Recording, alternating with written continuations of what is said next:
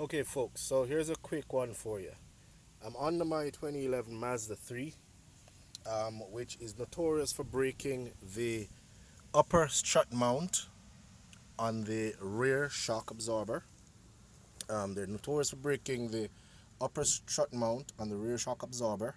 Don't worry, that is just WD-40, which I sprayed up there. Um, I have the replacement here. Same old aluminum that I'm putting back. As you can see, these two ears on the original one, they broke off. I just hit a pothole and they just snapped right off. So the problem that the quick tip that I want to give you is this, right? So on top of this, right, on top of the strut mount, sorry, there's this bolt, right, that holds the top of the shock itself. That this is mounted on top of the shock itself. So on top there, right, that's the old strut mount there. On top is this. I'm not sure if you can see it there. Let me see if I get a little bit of light in there. All right, there we go.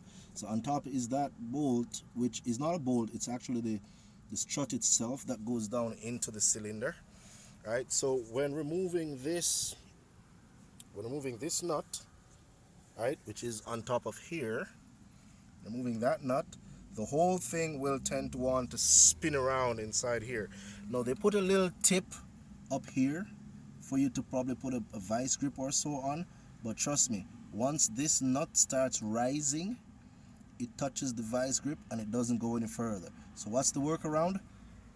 I have the bounce stop rubber here, right, and this, knowing that this strut is running down through here, which is spinning, I just put my vice grip not too tight to bend the strut itself onto the bounce stop rubber, not directly onto the piston itself that is going up and down here. So that gives me enough grip on the piston, right, from spinning while I'm turning the top.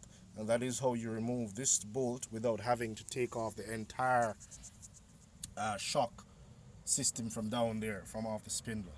All right, so that's just a quick workaround there. I'm just showing you. So hope that helps someone there.